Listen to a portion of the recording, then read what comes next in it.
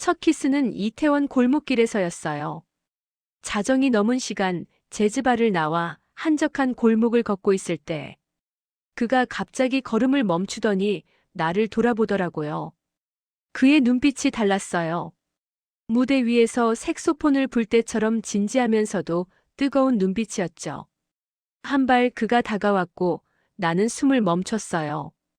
그의 손이 내 뺨을 감쌌을 때 심장이 터질 것 같았는데 그가 천천히 고개를 숙이면서 우리 사이의 거리가 점점 좁아지고 그의 숨결이 느껴지고 그리고 입술이 닿았어요. 53년을 살면서 이런 키스는 처음이었어요. 20대 때 남편과 했던 그 어떤 키스보다 부드러웠고 조심스러웠고 동시에 간절했죠. 세상의 모든 소음이 사라지고 오직 우리 둘만 남은 것 같았는데 그의 손이 내 허리를 감싸면서 키스가 깊어졌고 나도 모르게 그의 목을 감싸 안으며 더 가까이 끌어당겼어요. 이 남자를 만난 건 불과 2주 전이었어요. 53년을 살아왔는데 그중 28년을 한 남자의 아내로 25년을 두 아이의 엄마로 살았고 이혼한 지는 이제 1년이 지났어요. 친구들은 미쳤다고 했죠. 50이 넘어서 무슨 이혼이냐, 애들도 다 컸는데. 이제 편하게 살면 되지 남편이 바람 피운 것도 아니잖아 라고 했지만 저는 알고 있었어요. 우리는 사랑하는 게 아니라 그냥 익숙한 것뿐이었다는 걸요. 이혼 후 1년은 생각보다 자유로웠어요. 아침에 일어나 내가 먹고 싶은 걸 먹고 보고 싶은 영화를 보고 가고 싶은 곳에 가면서 아, 이게 내 인생이구나라는 걸 처음 느꼈는데 문제는 밤이었어요. 혼자 있는 밤이 너무 길었고 TV를 켜도 책을 읽어도 와인을 마셔도 채워지지 않는 공허함이 있었죠. 누군가와 하루를 나누고 싶었고 오늘 날씨 좋더라 같은 별것 아닌 말을 주고받고 싶었어요. 그러던 어느 날 요가 학원에서 만난 지영이가 귓속말로 언니, 요즘 실버벨이라고 알아? 중년들 위한 데이팅 앱인데 나도 쓰고 있어라고 하더라고요. 처음엔 웃으며 손을 저었죠. 53살에 무슨 데이팅 앱이냐고 했지만 집에 돌아와서도 그 말이 계속 머릿속을 맴돌았어요. 결국 앱스토어에서 실버벨을 검색했고 리뷰가 4.6점이길래 뭐 한번 해보지 뭐 하는 마음으로 다운로드 버튼을 눌렀는데 설치하는 동안 심장이 두근거리더라고요. 53년 인생에서 이런 건 정말 처음이었거든요. 프로필 사진은 벚꽃 축제에서 찍은 사진으로 골랐어요. 환하게 웃고 있는 내 모습이 나쁘지 않았거든요. 자기소개는 간단하게 53세, 이혼 1년 차, 새로운 인연을 찾고 있습니다라고 썼고 시작하기를 누르자 화면에 여러 남자들의 프로필이 떴어요. 스크롤을 내리며 하나하나 살펴봤는데 대부분 비슷했어요. 성실한 사람입니다. 편하게 만나요. 좋은 인연 찾습니다. 같은 진부하고 무난한 문구들이었죠. 그러다 한 프로필에서 손이 딱 멈췄어요. 윤재현 55세. 사진 속 남자는 무대 위에서 색소폰을 들고 있었는데 조명이 그를 비추고 있었고 그의 표정은 음악에 완전히 빠져 있었어요. 진지하면서도 자유로워 보였죠. 자기소개를 읽어보니 55세, 재즈바에서 색소폰을 연주합니다. 음악으로 하루를 시작하고 음악으로 하루를 끝냅니다. 인생 2막을 함께 즉흥 연주할 사람을 찾습니다라고 쓰여 있었어요. 색소폰 연주자라니. 특이했고 매력적이었고 즉흥 연주라는 표현이 왠지 모르게 마음에 들었어요. 손가락이 좋아요. 버튼 위에서 멈췄는데 53년 인생에서 남자에게 먼저 다가간 적이 한 번도 없었거든요. 항상 받는 입장이었죠. 고백받고 프로포즈 받고 청혼받고. 하지만 이제는 달랐어요. 내 인생이었고 내가 선택할 권리가 있었죠. 좋아요를 눌렀어요. 다음 날 아침 알림이 왔는데 윤재현 님이 회원님을 좋아합니다라는 메시지와 함께 매칭이 됐다는 뜻이었고 손이 떨려서 커피를 엎을 뻔했어요. 그에게서 온 메시지를 읽어보니 안녕하세요, 오현주님. 프로필 사진에서 웃는 모습이 참 좋아 보이네요. 토요일 오후 2시에 홍대 카페에서 만나실 수 있을까요? 라고 짧지만 정중하게 쓰여 있었고 저는 주저없이 좋아요라고 답장을 보냈어요. 토요일까지 3일이 남았는데 그 3일이 3년처럼 느껴졌어요.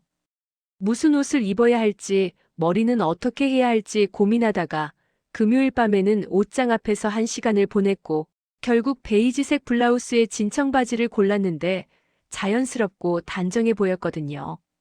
토요일 당일 홍대 카페에 1시 50분에 도착했는데 10분 일찍 온 거였고 창가 자리에 앉아 메뉴판을 보는 척하며 시계를 봤는데 손에 땀이 나더라고요. 1시 58분 카페 문이 열렸고 그였어요. 윤재현. 사진보다 실물이 훨씬 나았어요. 키가 175cm 정도 되는 마른 체격에 회색 셔츠와 베이지 면바지를 입고 있었고 뿔테 안경 너머로 보이는 눈이 부드러웠으며 손에는 색소폰 케이스가 들려 있었어요. 그가 나를 발견하고 미소를 지었는데 그 미소가 진짜였어요. 어색하거나 억지로 짓는 미소가 아니라 진심으로 반가워하는 미소였죠. 내 쪽으로 걸어오는데 가까이 올수록 은은한 향수 냄새가 났고 과하지 않고 딱 좋았어요. 악수를 하려고 손을 내밀었는데 그의 손이 따뜻했고 약간 거칠었지만 힘이 있었어요. 음악을 하는 사람의 손이었죠. 그 자리에 앉아서 커피를 주문했는데 나는 아메리카노를, 그는 카페라떼를 시켰어요. 그의 색소폰 케이스를 보며 오늘도 연주 있으세요? 라고 물었더니 고개를 끄덕이며 밤 10시에 홍대 재즈바에서 공연이 있어요. 매주 토요일 밤이 정기 공연이거든요 라고 했고 색소폰은 언제부터 시작하셨어요? 라고 물으니 30대 후반에 시작했는데 회사 생활이 너무 답답해서 취미로 시작했다가 어느새 이게 인생이 되어버렸어요. 이혼하고 3년 전부터는 아예 전업으로 음악만 하고 있죠 라고 했어요. 나도 내 이야기를 했어요. 28년간의 결혼 생활과 이혼, 그리고 지금의 자유로운 삶에 대해서 말했는데 그는 중간에 끊거나 조언하지 않고 그냥 조용히 들어줬어요. 대화가 자연스럽게 이어지면서 영화 얘기, 음악 얘기, 책 얘기로 넘어갔고 시간 가는 줄도 몰랐어요. 카페를 나온 건 5시가 넘어서였는데 3시간이 훌쩍 지나간 거였고 홍대 거리를 천천히 걸으면서 주말이라 사람들이 많았지만 복잡하다는 느낌보다는 활기차다는 느낌이 들었어요. 가로수 사이로 햇살이 내려왔고 작은 공원이 나와서 벤치에 앉았는데 재현이 편의점에서 산 아이스크림을 건네더라고요. 공원을 바라보니 아이들이 뛰어놀고 연인들이 손을 잡고 걷고 노부부가 벤치에 앉아 서로 기대고 있었는데 재현이 저 노부부를 가리키며 저렇게 늙고 싶어요라고 중얼거렸고 나도 모르게 저도요라고 답했어요. 재현이 나를 보더니 눈이 마주쳤는데 그 순간 공기가 멈춘 것 같았어요. 오늘 정말 즐거웠어요. 오랜만에 이렇게 편하게 대화한 것 같아요. 그가 말했고 나도 저도요라고 답했죠. 다음에 또 만날 수 있을까요? 당연하죠. 집에 돌아와 침대에 누워 천장을 보며 오늘 하루를 되짚었는데 재현의 목소리, 미소, 눈빛이 모든 게 너무 선명했어요. 핸드폰을 켜니 메시지가 와 있었는데 집에 잘 도착하셨죠? 오늘 정말 좋았습니다. 다음에 또 뵙고 싶네요라고 쓰여 있었고 미소가 절로 나왔어요. 저도 오늘 너무 좋았어요. 다음이 벌써 기대되네요라고 답장을 보냈는데 전송 버튼을 누르고 나니 가슴이 따뜻해지더라고요. 53년 인생에서 이런 설렘은 처음이었어요. 아니, 어쩌면 20대 때도 이렇게 떨리지 않았을 수도 있어요.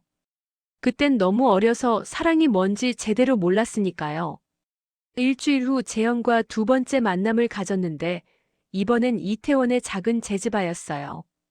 재현이 가끔 연주하는 곳이라고 했는데 재즈바는 지하에 있었고 계단을 내려가니 어두운 조명 사이로 재즈 음악이 은은하게 흘러나왔어요. 무대 위에는 피아노와 더블 베이스, 드럼이 놓여 있었고 구석자리에 앉아 재현이 권하는 레드와인을 한 잔씩 마시며 무대를 바라봤어요. 음악가들이 하나둘 무대에 올라왔고 재현도 색소폰 케이스를 들고 무대로 올라갔는데 조명이 어두워지면서 음악이 시작됐어요. 피아노의 부드러운 선율 위로 베이스의 깊은 울림이 깔리고 드럼의 경쾌한 리듬이 공간을 채우는데 그 위를 타고 흐르는 색소폰 소리가 정말 아름다웠어요. 재현의 색소폰 소리는 깊었어요.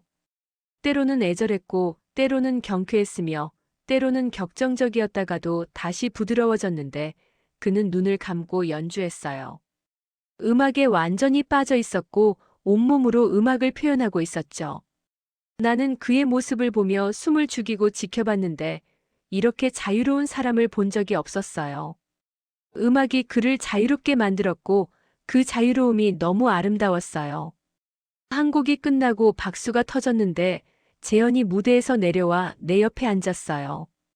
이마에 땀이 송골송골 맺혀 있었고 숨이 가빠 보였지만 표정은 너무 만족스러워 보였어요. 어땠어요? 라고 물었더니 나는 정말 좋았어요. 색소폰 소리가 너무 아름다웠어요 라고 답했고 재현이 환하게 미소 지었는데 그 미소에 또 한 번 심장이 뛰었어요. 제즈바를 나온 건 자정이 넘어서였는데 이태원 거리는 여전히 활기찼고 우리는 말없이 나란히 걸었어요. 한적한 골목길로 접어들면서 사람들이 줄어들었는데 재현이 갑자기 걸음을 멈췄어요. 나를 돌아보더니 눈빛이 진지해졌고 한 발 다가오면서 거리가 좁아졌어요. 그의 손이 내 뺨을 감쌌는데 따뜻했어요. 천천히 고개를 숙이는 그를 보며 심장이 미친 듯이 뛰었고 그의 숨결이 느껴지고 입술이 점점 가까워지고 닿았어요. 부드러웠어요. 조심스러웠고 서두르지 않았는데 동시에 간절했어요. 세상의 모든 소음이 사라지고 오직 우리 둘만 남은 것 같았는데 이태원 거리의 웃음소리도 지나가는 차 소리도 모든 게 사라졌어요. 그의 손이 내 허리를 감싸면서 키스가 깊어졌고 나도 모르게 그의 목을 감싸 안으며 더 가까이 끌어당겼어요. 얼마나 그렇게 있었을까요? 시간이 멈춘 것 같았고 떨어지고 싶지 않았어요. 키스가 끝나고 우리는 서로를 바라봤는데 재현의 눈빛이 흔들리고 있었고 나도 마찬가지였어요. 그가 나를 꽉 안았고 오래 안았는데 귓가에서 속삭임이 들렸어요. 정말 좋아해요. 많이 좋아해요. 나도 속삭였어요. 나도요. 세 번째 만남은 재현의 작업실이었는데 마포구 작은 건물 2층에 있었고 문을 열고 들어가니 벽에 여러 개의 색소폰이 걸려 있었어요. 소프라노, 알토, 테너 각기 다른 색소폰들이 햇살을 받아 반짝이고 있었고 작은 소파와 스탠드, 그리고 악보들이 가득한 공간이었는데 재현만의 세계였어요. 소파에 앉아 재현이 내려준 페퍼민트 차를 마시며 악보를 넘기는 그를 봤는데 이 곡은 이런 느낌으로 연주하고 저 곡은 좀 더 절제된 톤으로 불어야 하고라고 설명하는 그의 모습에서 열정이 느껴졌어요. 그러다 재현이 갑자기 색소폰 한번 불어보고 싶지 않으세요?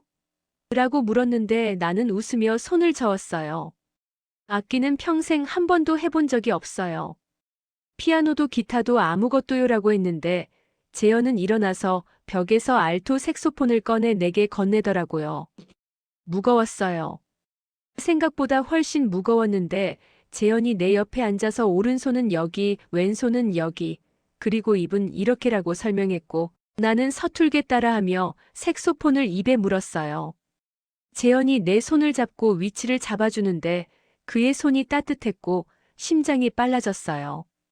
숨을 불었는데 삑 이상한 소리가 나서 웃음이 터졌고 재현도 웃으며 괜찮아요. 처음엔 다 그래요라고 했어요. 다시 시도했는데 또 이상한 소리가 나서 또 웃었죠. 그때 재현이 내 등 뒤로 왔어요. 뒤에서 나를 감싸듯이 안더니 그의 손이 내 손 위에 올라왔고 그의 입이 내 귀 옆에서 속삭였어요. 이렇게 힘을 빼고 편하게 숨을 불어보세요. 숨이 막혔어요. 그의 체온이 등을 통해 전해졌고 그의 심장 소리가 느껴졌으며 그의 숨결이 귓가를 스쳤어요. 다시 숨을 불었는데 이번엔 소리가 났어요. 제대로 된 소리. 낮고 깊은 색소폰 소리가 작업실에 퍼졌고 재현이 잘했어요라고 속삭였는데 그 순간 색소폰을 내려놓고 돌아봤어요. 재현이 바로 옆에 있었고 눈이 마주쳤어요. 재현이 내 뺨을 쓰다듬었는데 그의 손가락이 천천히 내 입술을 스쳤고 고개를 숙이면서 입술이 닿았어요. 이번엔 더 깊었고 더 뜨거웠어요. 색소폰이 옆으로 굴러떨어졌는데 신경 쓸 겨를이 없었고 소파에 기대면서 재현이 나를 천천히 눕혔어요. 그의 몸무게가 느껴졌는데 무겁지 않았고 오히려 안정감이 들었어요. 키스가 계속 이어지면서 손이 서로를 더듬었고 재현의 손이 내 허리를 타고 올라오는데 숨이 가빠졌어요. 그의 손이 내 블라우스 단추에 닿았고 천천히 하나, 둘, 셋. 단추가 풀리면서 블라우스가 벗겨졌어요. 재현의 입술이 내 목을 따라 천천히 내려왔는데 쇄골을 지나 어깨로 그리고 더 아래로 내려가면서 숨이 더 가빠졌고 그의 손이 내 등을 타고 내려가면서 몸이 밀착됐어요. 뜨거웠어요. 창밖으로 노을이 지고 있었는데 작업실 안은 붉은 빛으로 물들었고 우리는 서로를 꽉 안았어요. 말이 필요 없었고 그냥 서로의 온기와 숨소리와 심장 소리만이 작업실을 채웠어요. 넷째 만남은 한강이었는데 재현이 자전거 타고 한강. 달려볼래요? 라고 해서 여의도 한강공원에서 자전거를 빌렸어요. 오랜만에 타는 자전거라 처음엔 비틀거렸지만 금방 적응했고 재현이 앞서 나가면 나는 그의 뒤를 따라가며 바람을 맞았는데 시원했어요. 한강 다리 아래를 지나고 유람선을 지나고 사람들을 지나면서 페달을 밟는 게 즐거웠고 멀리 63빌딩이 보이는데 노을이 지고 있었어요. 하늘이 붉게 물들면서 자전거를 세우고 벤치에 앉았는데 숨이 가빴고 재현도 마찬가지였어요.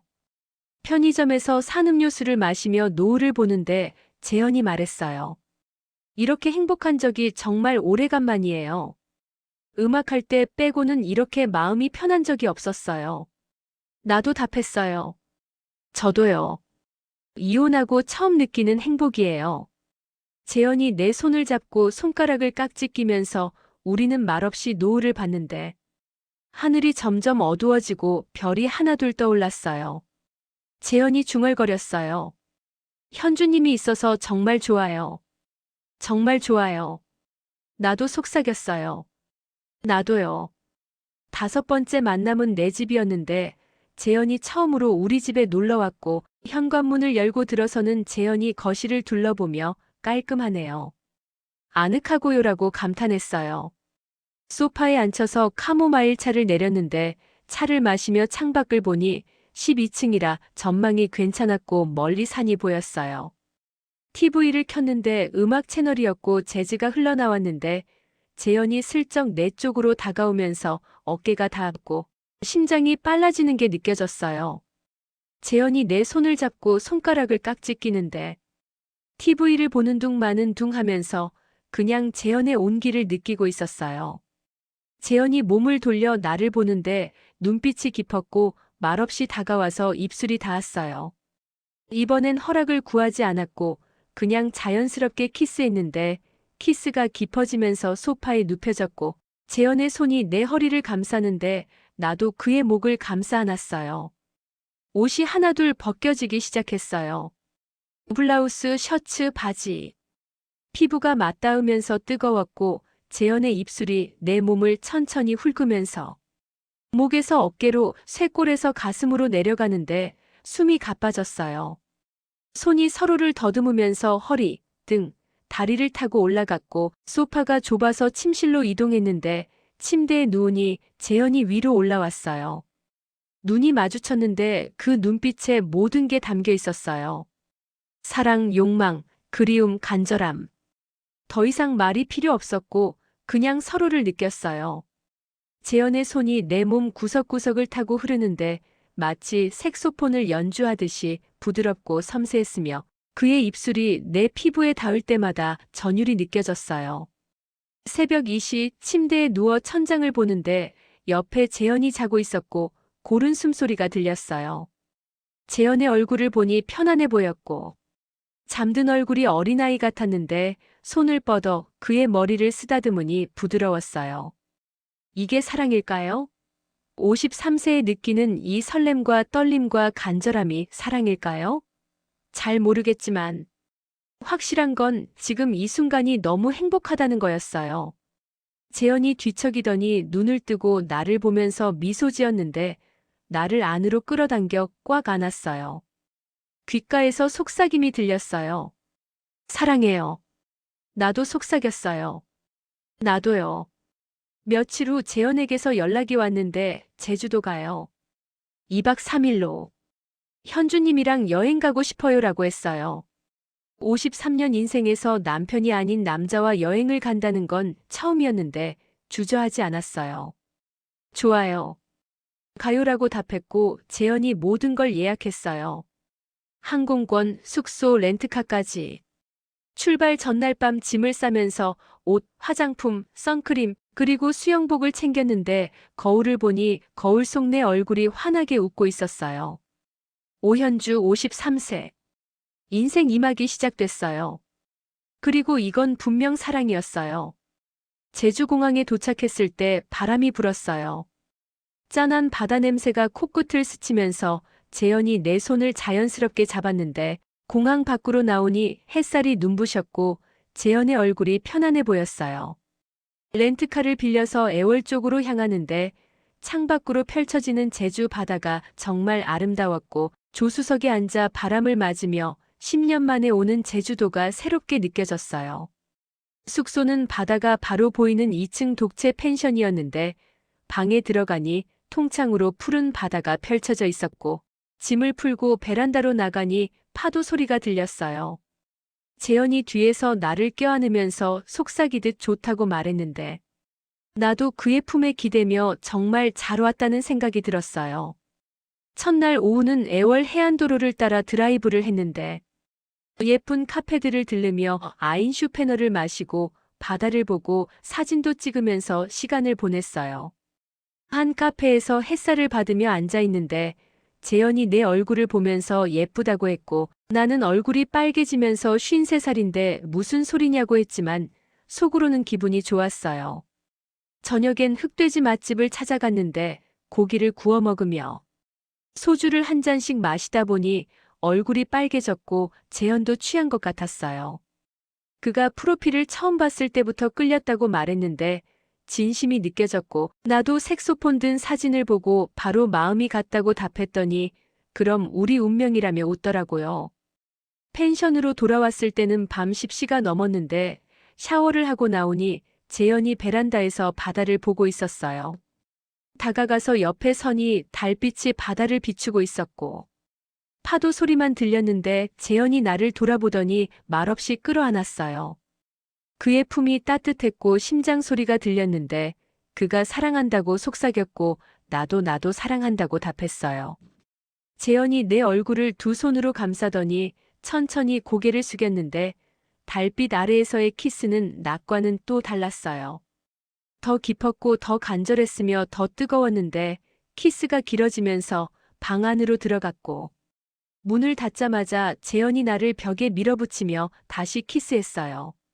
이번엔 더 급했고 손이 서로를 더듬으면서 옷이 벗겨지기 시작했는데 티셔츠, 반바지, 속옷까지 순식간에 바닥에 떨어졌어요. 재현이 나를 들어올려 침대로 옮겼는데 부드럽게 내려놓으면서 위로 올라왔고 달빛이 창문을 통해 들어와 그의 얼굴을 비췄어요. 그가 예쁘다고 속삭이며 내 몸을 천천히 훑었는데 목에서 시작해 쇄골을 지나 가슴으로 배로 더 아래로 내려가면서 숨이 가빠졌어요. 그의 손길이 색소폰을 연주할 때처럼 부드럽고 섬세했으며 입술이 내 피부에 닿을 때마다 전율이 느껴졌고 나도 그의 몸을 더듬으며 등을 타고 내려가는데 그의 근육이 긴장하는 게 느껴졌어요. 우리는 서로를 느끼며 하나가 됐는데 파도 소리가 창밖에서 들렸고 달빛이 우리를 비추는 가운데 우리는 서로의 이름을 불렀어요. 시간이 얼마나 흘렀는지 모르겠지만 우리는 땀에 젖은 채로 서로를 껴안고 누워 있었고 재현이 내 이마에 키스하며 행복하다고 속삭였어요. 둘째 날 아침 눈을 떴을 때 옆에 재현이 없었어요. 일어나 보니 베란다에서 전화 통화를 하고 있었는데 목소리가 좀 심각해 보였고 뭔가 급한 일이 생긴 것 같았어요. 다가갔더니 재현이 화들짝 놀라며 전화를 끊었는데 표정이 굳어 있었고 서울에서 급한 일이 좀 생겼다고 했지만 자세한 얘기는 하지 않았어요.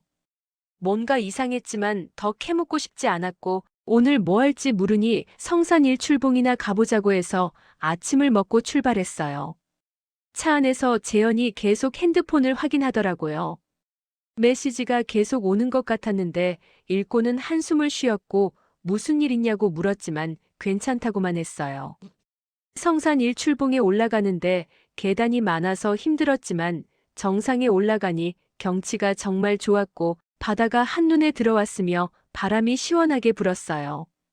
재현이 내 손을 잡으며 여기 좋다고 말했지만 목소리에 힘이 없었고 표정도 어두워 보였어요. 내려와서 점심을 먹는데 재현의 핸드폰이 또 울렸고 화면을 보더니 표정이 굳었는데 잠깐 전화 좀 받겠다며 밖으로 나갔어요. 10분 정도 통화하고 들어왔는데 얼굴이 안 좋아 보였고 무슨 일이냐고 물으니 그냥 서울에서 좀 급한 일이 생겼다고만 했어요. 오후에는 섭지코지를 갔는데 예쁜 등대와 바다가 있었고 사진도 찍으면서 분위기를 풀어보려 했지만 재현의 표정은 계속 어두웠어요. 카페에 앉아 커피를 마시는데 더 이상 참을 수 없어서 혼자 고민하지 말고 말해달라고 했더니 재현이 한숨을 쉬며 딸이 좀 문제가 생겼다고 털어놨어요. 고2인 딸이 요즘 사춘기라 말을 잘 안 듣는데 오늘 학교에서 연락이 왔고 무단 결석을 했으며 집에도 안 들어갔다고 했어요. 재현의 목소리가 떨렸고 걱정되는 게 눈에 보였는데 지금 당장 들어가야 하는 거 아니냐고 물으니 친구 집에 있다고 해서 내일 들어가서 데려올 거라고 했어요. 여행 와서 이런 얘기를 하게 돼서 미안하다고 했지만 가족이 제일 중요하니 오늘 당장 들어가는 게 낫지 않겠냐고 했더니 나랑 마지막 하루는 보내고 싶다며 간절하게 말했고 나는 더 이상 뭐라고 할 수 없었어요. 저녁엔 펜션 근처 횟집에서 회를 먹었는데 분위기가 오전과는 달랐고 재현이 계속 생각에 잠겨 있으면서 소주를 계속 마셨어요. 너무 마시지 말라고 했지만 오늘은 좀 마시고 싶다고 하더라고요. 펜션으로 돌아와서 재현이 베란다에서 담배를 피우고 있었는데 담배 피우는 줄 몰랐거든요. 가끔 스트레스 받을 때만 핀다고 했는데 다가가서 옆에 서니 재현이 말을 시작했어요. 미안하다고 솔직하지 못했다고 했는데 딸한테 나 얘기를 아직 안 했다는 거예요. 딸이 요즘 너무 예민해서 자기가 연애한다고 하면 더 힘들어할까봐 말을 못했다고 했고 그리고 어머니가 치매라는 것도 말 못했다고 했어요. 요양원에 계시는데 한 달에 한두 번 찾아뵙는다고 했고 전처가 가끔 연락해서 돈 때문에 도와달라고 하는데 자기도 여유가 없어서 힘들다고 했어요. 재현이 숨겨왔던 모든 것들을 쏟아냈는데 목소리는 떨리고 있었고 손도 떨리고 있었어요. 비겁했다고 처음부터 말했어야 했는데 나를 잃을까봐 무서워서 말을 못했다며 고개를 숙였는데 나는 그를 꽉 안았어요. 괜찮다고 다 괜찮다고 했고 같이 해결하자고 혼자 짊어지지 말라고 했더니 재현이 나를 더 꽉 안으며 울었어요. 어깨가 떨리고 있었고 억눌렀던 눈물이 터진 것 같았는데 55세 남자가 이렇게 울고 있는 모습이 너무 안쓰러웠고 동시에 그가 나한테 이렇게 솔직해진 게 고마웠어요. 사랑한다고 속삭이는 그에게 나도 사랑한다고 같이 헤쳐나가자고 답했고 우리는 한참을 그렇게 안고 있었어요. 파도 소리만 들리는 밤에 달빛 아래에서 우리는 서로를 더 깊이 이해하게 됐어요. 셋째 날 아침 일찍 일어나 짐을 쌌어요. 재현이 서울로 빨리 돌아가야 했고 나도 함께 가기로 했는데 공항으로 가는 차 안에서 재현이 자기 집에 한번 오겠냐고 물었어요. 딸한테 소개하고 싶다고 좀 시간을 두고 딸 상태 좀 안정되면 그때 소개하겠다고 했고 어머니도 뵙게 해드리겠다고 했어요. 치매시지만 가끔 정신 맑을 때가 있다면서요.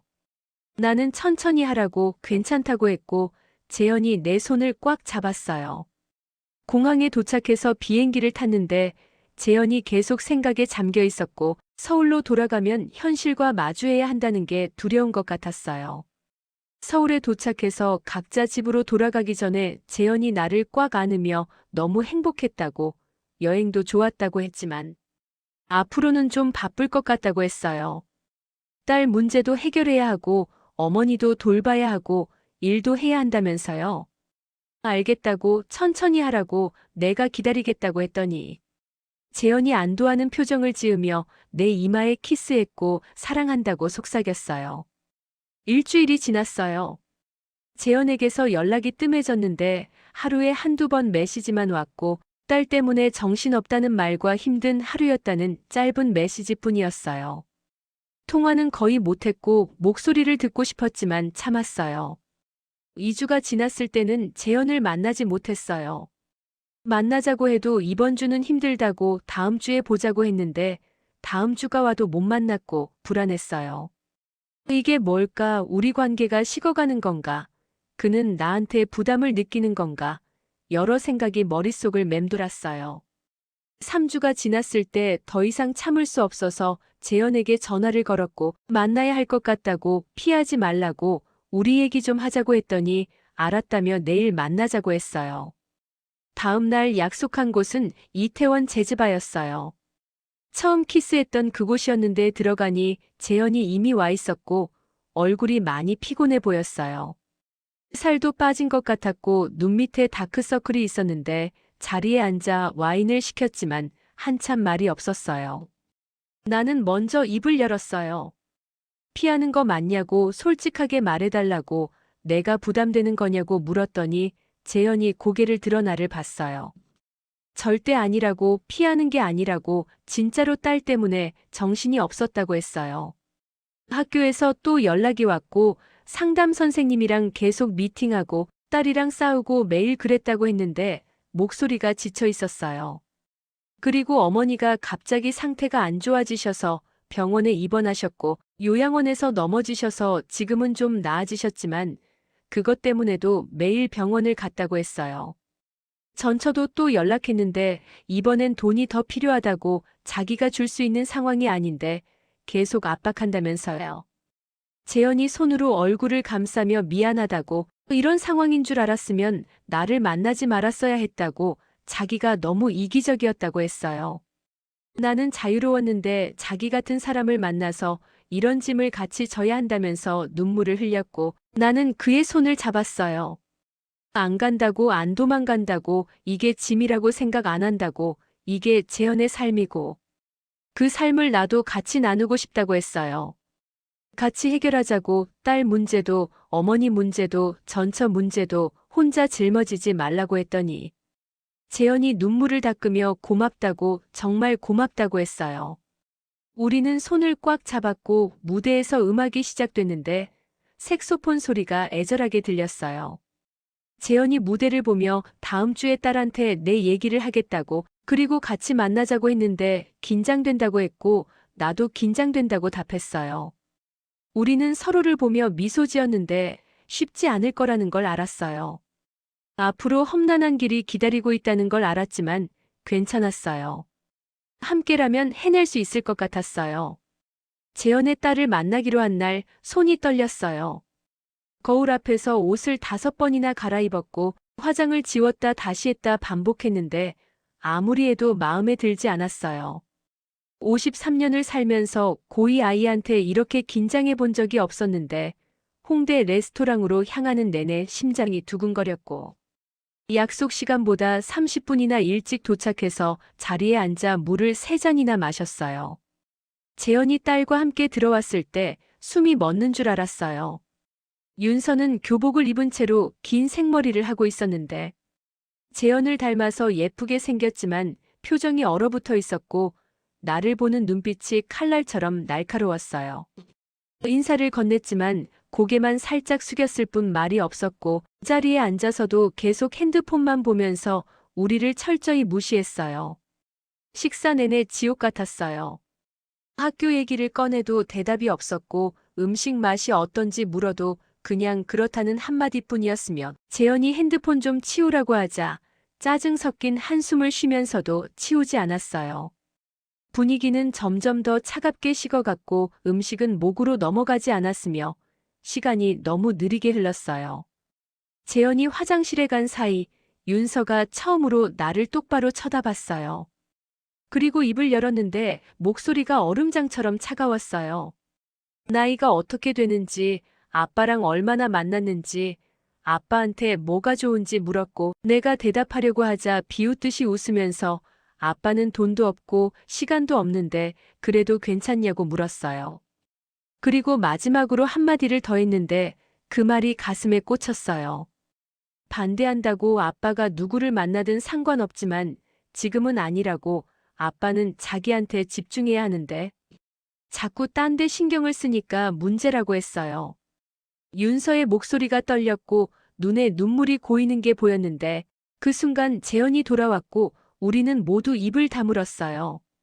집으로 돌아오는 길 재현에게서 전화가 왔지만 받고 싶지 않았어요. 미안하다는 말, 윤서가 원래 저렇지 않다는 변명, 시간이 지나면 나아질 거라는 희망 섞인 말들이 들리는 것 같았는데 듣고 싶지 않았고 결국 전화를 받았지만 괜찮다고만 했어요. 하지만 괜찮지 않았어요.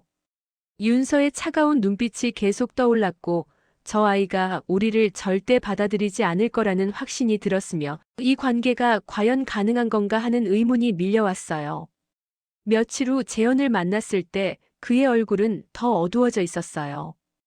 윤서가 학교에서 또 문제를 일으켰고 선생님이 심리 상담을 권했으며 윤서는 거부하고 있다고 했는데 목소리에 힘이 없었어요. 어머니 상태도 악화됐다고 했고 치매가 더 진행돼서 이제는 재현도 못 알아본다고 했으며 요양원비도 올라서 감당하기 힘들다고 했어요. 그의 손을 잡으며 같이 해결하자고 내가 도와줄 수 있다고 했지만 재현은 고개를 저으며 자기 문제는 자기가 해결해야 한다고 했고 그 말이 오히려 더 답답하게 느껴졌어요. 같이 하자고 했는데 혼자 짊어지려고 하는 그의 모습이 안쓰럽기도 했지만 동시에 화도 났어요. 2주 후 새벽 2시에 재현에게서 전화가 왔어요. 어머니가 쓰러지셨다는 말에 잠이 확 깼고 지금 응급실에 있다는 재현의 떨리는 목소리를 듣고 옷을 주워 입고 택시를 잡아 병원으로 달려갔어요. 응급실 앞에서 재현이 벽에 기댄 채 서 있었는데 얼굴이 창백했고 나를 보더니 무너지듯 안겼어요. 의사가 나와서 뇌졸중이라고 했고 다행히 빨리 발견해서 큰 문제는 없지만 입원 치료가 필요하다고 했는데 재현의 어깨가 축 처지는 게 느껴졌어요.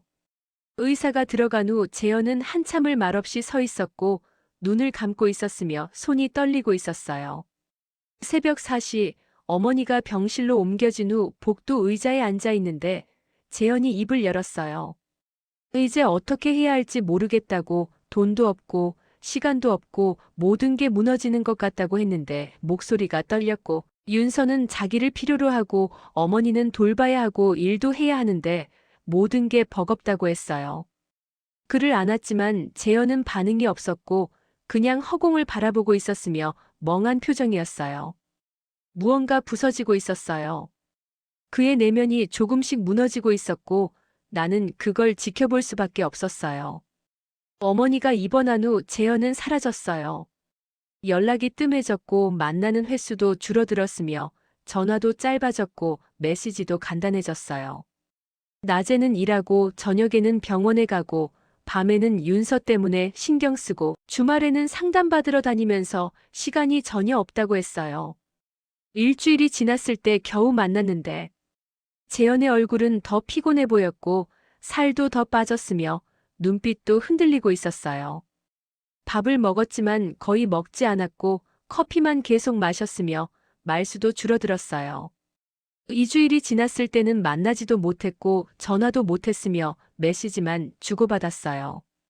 바쁘다는 말, 미안하다는 말, 나중에 보자는 말들이 반복됐고 나는 기다린다고 괜찮다고 답했지만 속으로는 무너지고 있었어요.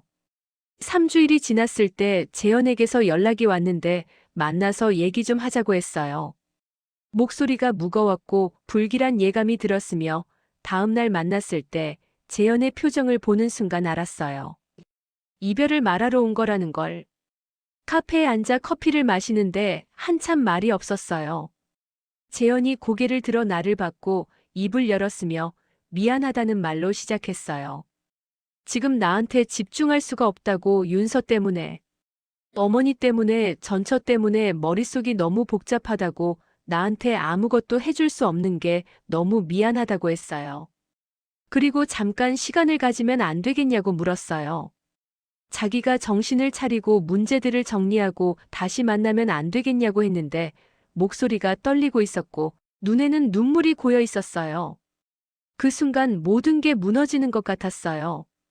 가슴이 찢어지는 것 같았고 숨이 막히는 것 같았으며 눈물이 쏟아졌어요.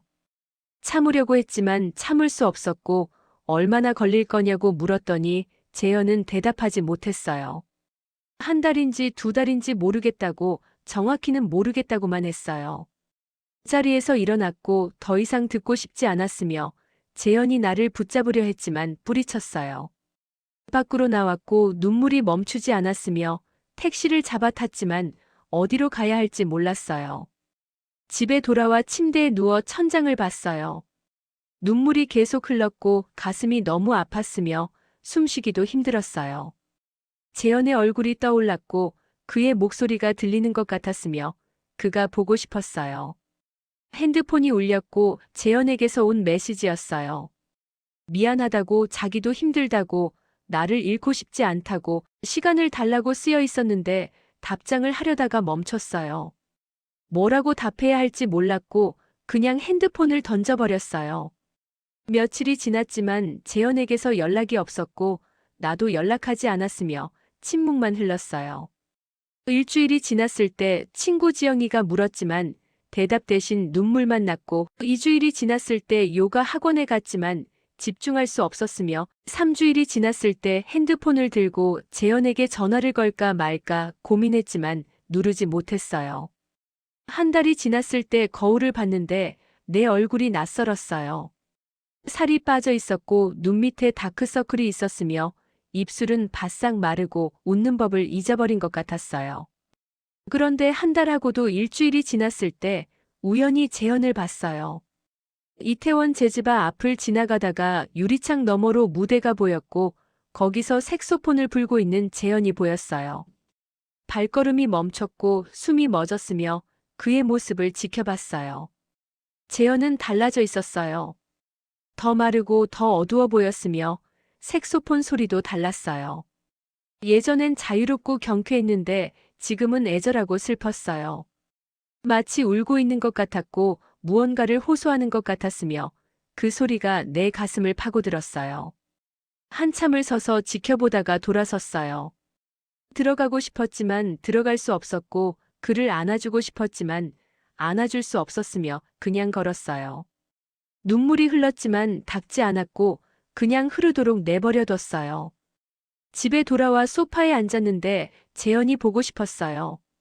너무너무 보고 싶었고 목소리가 듣고 싶었으며 그의 품에 안기고 싶었어요. 하지만 그럴 수 없었고 그는 지금 자기 싸움을 하고 있었으며 나는 그걸 존중해야 했어요. 그날 밤 결심했어요. 기다리지 않기로. 재현이 돌아오기를 기다리는 게 아니라 내가 먼저 움직이기로 했어요. 이대로 무너지고 있을 수 없었고 우리의 사랑이 이렇게 끝날 수는 없었으며 뭔가를 해야 했어요.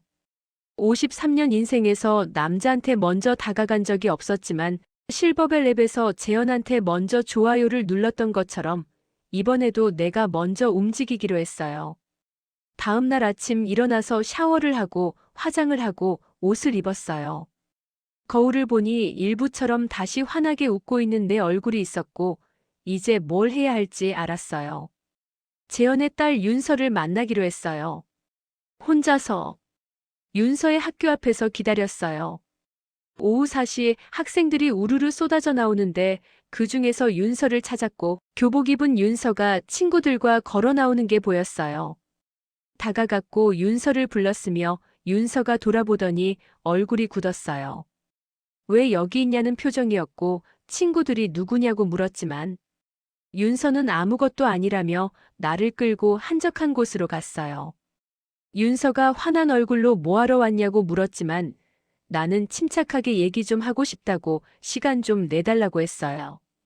윤서는 할 얘기 없다며 돌아서려 했지만 붙잡았고 제발 1시간만 달라고 그 후에도 싫으면 다시는 안 나타나겠다고 했더니 윤서가 한숨을 쉬며 따라왔어요. 근처 카페에 들어가 자리에 앉았고 음료를 시켰으며 윤서는 팔짱을 끼고 나를 노려봤어요. 빨리 말하라는 표정이었고 귀찮아 죽겠다는 태도였지만 나는 천천히 입을 열었어요. 아빠를 사랑한다고, 진심으로 사랑한다고, 돈이나 외로움 때문이 아니라 정말 좋아서 만나고 있다고 말했어요. 윤서는 비웃었지만 계속 말했어요. 윤서가 아빠를 필요로 한다는 거 안다고, 지금 힘든 시기라는 것도 안다고, 그래서 내가 물러나려고 했다고 했어요. 하지만 아빠를 보니까 더 힘들어 하더라고. 혼자 모든 걸 짊어지려고 하면서 무너지고 있더라고. 나도 힘들었지만 아빠는 더 힘들어 보이더라고 말했어요. 윤서의 표정이 조금 풀렸고 팔짱을 푼 채로 음료를 마셨으며 나를 쳐다봤어요. 그리고 물었어요. 윤서가 정말로 원하는 게 뭔지, 아빠가 연애 안 하는 게 원하는 건지, 아니면 아빠가 행복한 게 원하는 건지 물었고, 윤서는 대답하지 못했어요. 한참을 생각하더니 작은 목소리로 말했는데, 사실은 아빠가 행복했으면 좋겠다고, 근데 자기를 버릴까봐 무섭다고 엄마도 떠났는데, 아빠마저 떠나면 어떡하냐고 했어요. 윤서의 눈에 눈물이 고였고 목소리가 떨렸으며 17살 아이가 아니라 상처받은 어린아이처럼 보였어요. 나는 윤서의 손을 잡았고 아빠는 절대 안 떠난다고, 윤서를 제일 사랑한다고, 나는 아빠를 빼앗으러 온 게 아니라 함께 돌보러 온 거라고 말했어요. 윤서가 울었어요. 카페에서 소리내서 울었고 사람들이 쳐다봤지만 신경 쓰지 않았으며 나도 윤서를 안아줬어요. 한참을 울고 나서 윤서가 물었는데 진짜로 아빠 사랑하냐고, 진짜로 떠나지 않을 거냐고. 나는 고개를 끄덕였고 진심이라고 약속한다고 말했어요. 그날 저녁 윤서와 함께 재현의 작업실로 갔어요. 재현은 깜짝 놀랐고 우리 둘이 함께 있는 걸 보고 당황했으며 무슨 일이냐고 물었지만 대답 대신 윤서가 먼저 아빠한테 안겼어요.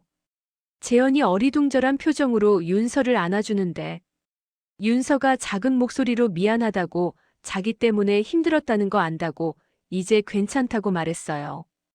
재현이 나를 봤고 눈에 물음표가 가득했으며 나는 미소 지으며 괜찮다고, 우리가 얘기 좀 했다고 말했어요. 재현의 눈에 눈물이 고였고 윤서를 더 꽉 안았으며 한참을 그렇게 있었어요. 윤서가 먼저 집에 가겠다고 했고 숙제가 있다며 나가면서 나한테 작게 인사했어요. 고맙다고, 미안하다고, 앞으로 잘 부탁한다고 했는데 그 말이 진심으로 느껴졌고 나도 고맙다고, 잘 지내보자고 답했어요. 윤서가 나간 후 재현과 둘만 남았고 침묵이 흘렀으며 재현이 먼저 입을 열었어요. 어떻게 된 거냐고, 윤서한테 뭐라고 했냐고 물었고 나는 그냥 진심을 말했다고, 윤서가 원하는 게 뭔지 물어봤다고 답했어요. 재현이 다가왔고 나를 안았으며 고맙다고, 정말 고맙다고, 미안하다고 속삭였어요. 나는 그의 품에 안겨 눈물이 났고 보고 싶었다고, 너무 보고 싶었다고 말했으며 재현도 울었어요. 우리는 한참을 안고 있었고 말이 필요 없었으며 그냥 서로의 온기를 느꼈어요. 다음 주 재현과 함께 요양원에 갔어요. 재현의 어머니를 뵙기 위해서였는데 병실에 들어가니 작은 침대에 누워 계신 어머니가 보였어요. 머리는 하얗게 새셨고 얼굴은 주름으로 가득했으며 눈은 초점이 없었어요. 재현이 어머니 손을 잡으며 이름을 불렀고 오늘 컨디션이 좋다며 소개해드리겠다고 했어요. 어머니는 재현을 보더니 희미하게 미소 지었고 아들이냐고 물었으며 재현이 고개를 끄덕이며 여자친구 데려왔다고 인사드리라고 말했어요. 나는 다가가서 어머니 손을 잡았고 인사를 드렸으며 만나서 반갑다고 말했어요. 어머니는 나를 한참 보시더니 예쁘다고, 우리 아들 잘 부탁한다고 말씀하셨어요. 그리고 재현한테 좋은 사람 만났다며 잘하라고, 혼자 살지 말고 함께 살라고 말씀하셨는데 재현이 눈물을 흘렸고 나도 눈물이 났어요. 1시간쯤 함께 있다가 나왔는데 재현이 어머니가 날 좋아하신다며 다행이라고 했어요. 보통은 사람을 못 알아보시는데 오늘은 정신이 좀 맑으셨다고, 운이 좋았다고 했는데 목소리가 떨렸어요. 차에 타서 재현이 말했어요. 요양원비를 감당하기 힘들다고 그래서 알아봤더니 정부 지원을 받을 수 있는 곳이 있다고 거기로 옮기려고 한다고 했어요. 시설은 좀 떨어지지만 어쩔 수 없다고 미안하다고 했는데 나는 재현의 손을 잡으며 괜찮다고 어머니도 이해하실 거라고 말했어요. 한 달 후 재현의 집에 처음으로 갔어요. 마포구 작은 빌라 3층이었는데 올라가는 계단이 좁았고 현관문을 열고 들어가니 작은 거실이 나왔어요. 깨끗하게 정리돼 있었지만 오래된 게 느껴졌고 가구들도 낡았으며 벽지도 발해 있었어요. 윤서가 나와서 인사했고 예전보다 밝은 표정이었으며 방으로 들어가라며 안내했어요. 윤서 방은 작았지만 아늑했고 책상 위에 교과서들이 쌓여 있었으며 벽에는 아이돌 포스터가 붙어 있었어요. 저녁을 함께 먹었는데 재현이 직접 요리한 파스타였고 맛있었으며 윤서도 잘 먹었어요. 식사하면서 학교 얘기, 친구 얘기, 진로 얘기를 나눴는데 윤서가 예전보다 훨씬 많이 웃었고 재현도 편안한 표정이었어요. 식사 후 설거지를 하는데 윤서가 와서 도와줬고 재현은 거실에서 커피를 내렸으며 우리 셋이 소파에 앉아 TV를 봤어요. 평범한 일상이었지만 행복했고 이런 게 가족이구나 싶었으며 가슴이 따뜻해졌어요. 밤 10시쯤 집에 가려고 일어났는데 재현이 배웅해줬고 현관 앞에서 재현이 나를 안으며 고맙다고 오늘 정말 행복했다고 앞으로도 자주 오라고 말했어요. 나도 고맙다고 나도 행복했다고 답했고 재현이 이마에 키스했어요. 3개월이 지났어요. 윤서는 많이 안정됐고 학교 생활도 잘하고 있었으며 상담 선생님도 많이 좋아졌다고 했어요. 재현도 여유가 생겼고 연주 스케줄도 늘었으며 어머니는 새 요양원에 잘 적응하셨어요. 우리는 일주일에 2~3번씩 만났고 때로는 재현의 집에서 저녁을 먹었으며 때로는 데이트를 했고 주말에는 함께 어머니를 뵈러 갔어요. 윤서도 이제는 나를 자연스럽게 대했고 고민이 있으면 상담도 하고 함께 쇼핑도 가고 영화도 봤어요. 어느 토요일 재현이 제주도 가자고 했어요. 이번엔 윤서도 함께 가자고 셋이서 여행 가는 게 어떻겠냐고 물었고 나는 좋다고 정말 좋다고 답했어요. 제주도 공항에 도착했을 때 바람이 불었고 짠한 바다 냄새가 났으며 윤서가 신나서 사진을 찍었어요. 렌트카를 빌려서 애월로 향했고 이번에도 바다가 보이는 펜션을 예약했는데 방이 2개 있었고 윤서가 한 방을 쓰고 우리가 한 방을 썼어요. 첫날은 해변을 걸었고 둘째 날은 성산 일출봉에 올랐으며 셋째 날은 카페 투어를 했어요. 윤서가 계속 웃었고 재현도 편안한 표정이었으며 나도 행복했어요. 마지막 날 밤 펜션 베란다에서 셋이 나란히 앉아 바다를 봤어요. 파도 소리가 들렸고 별이 떠 있었으며 윤서가 먼저 입을 열었어요. 이렇게 셋이 있으니까 좋다고 가족 같다고 앞으로도 계속 이랬으면 좋겠다고 말했는데 나도 재현도 고개를 끄덕였어요. 재현이 내 손을 잡았고 윤서가 우리를 보며 미소 지었으며 우리는 말없이 바다를 봤어요. 6개월 후 재현이 프로포즈를 했어요. 정식 프로포즈는 아니었고 그냥 같이 살면 어떻겠냐고 물었는데 결혼까지는 아니더라도 동거를 시작하면 어떻겠냐고 윤서도 좋다고 했고 자기도 그러고 싶다고 말했어요. 나는 잠깐 생각했어요. 53살의 동거를 재현과 윤서와 함께 사는 삶을 그리고 대답했어요. 좋다고 함께 살고 싶다고 하지만 조건이 있다고 말했어요. 재현이 무슨 조건이냐고 물었고 나는 우리 집으로 이사 오라고 빌라는 너무 좁으니까 내 아파트로 이사 오라고 거기서 함께 살자고 말했어요. 재현이 망설였지만 나는 단호하게 말했어요. 이게 같이 사는 거라고 서로 돕는 거라고 재현만 짊어지는 게 아니라 함께 나누는 거라고 했어요.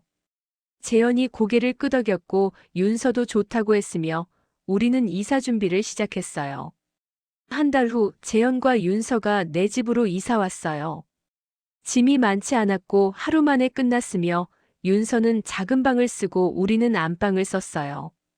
처음엔 어색했지만 금방 적응했고 아침에 일어나면 재현이 커피를 내렸으며 윤서가 학교 가기 전에 같이 아침을 먹었고 저녁에는 함께 TV를 보거나 대화를 나눴어요.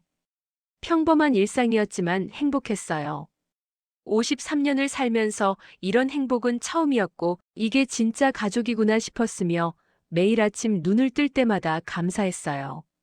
1년 후 재현이 재즈바에서 연주하는 날이었어요.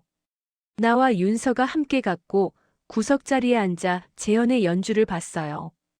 재현이 무대에 올라 색소폰을 들었고 조명이 그를 비췄으며 음악이 시작됐어요. 색소폰 소리가 울려 퍼졌는데 예전과 달랐어요. 예전엔 애절하고 슬펐지만 지금은 밝고 희망적이었고 자유로웠으며 행복해 보였어요. 재현은 눈을 감고 연주했고 온몸으로 음악을 표현했으며 관객들이 박수를 쳤어요. 한 곡이 끝나고 재현이 무대에서 내려와 우리 테이블로 왔어요. 땀이 흘렀지만 표정은 환했고 윤서가 아빠 멋있었다며 엄지를 들었으며 나도 박수를 쳤어요. 재현이 내 옆에 앉으며 손을 잡았고 고맙다고 현주 덕분이라고 속삭였어요. 그날 밤 집으로 돌아오는 길 3명이 나란히 걸었어요. 윤서가 중간에서 우리 손을 하나씩 잡았고 우리는 손을 잡은 채로 걸었으며 밤바람이 시원했어요. 집에 도착해서 각자 방으로 들어갔고 나는 침대에 누워 천장을 봤어요. 재현이 샤워하고 나와 옆에 누웠고 나를 안았으며 사랑한다고 속삭였어요. 나도 사랑한다고 답했고 재현이 내 이마에 키스했으며 우리는 서로를 안고 잠들었어요. 53살에 시작한 사랑이었어요. 데이팅 앱에서 만난 색소폰 연주자와의 사랑이었고 쉽지 않은 사랑이었으며 많은 장애물이 있었지만 우리는 함께 넘어왔어요. 이혼한 중년 여자와 딸을 키우는 중년 남자의 사랑은 로맨틱하지만은 않았어요. 현실적이었고 때로는 힘들었으며 많은 것을 포기해야 했지만 그래도 행복했어요. 이제 54살이 됐고 재현은 56살이 됐으며 윤서는 고3이 됐어요. 우리는 여전히 함께 살고 있고 여전히 사랑하고 있으며 여전히 행복해요. 인생 2막은 이렇게 시작됐어요. 늦었지만 진짜였고 힘들었지만 아름다웠으며 앞으로도 계속될 거예요. 53년을 살면서 깨달았어요. 사랑에는 나이가 없다는 걸, 다시 시작할 수 있다는 걸, 용기만 있으면 뭐든 할 수 있다는 걸. 그리고 가장 중요한 건 혼자가 아니라 함께라는 거였어요.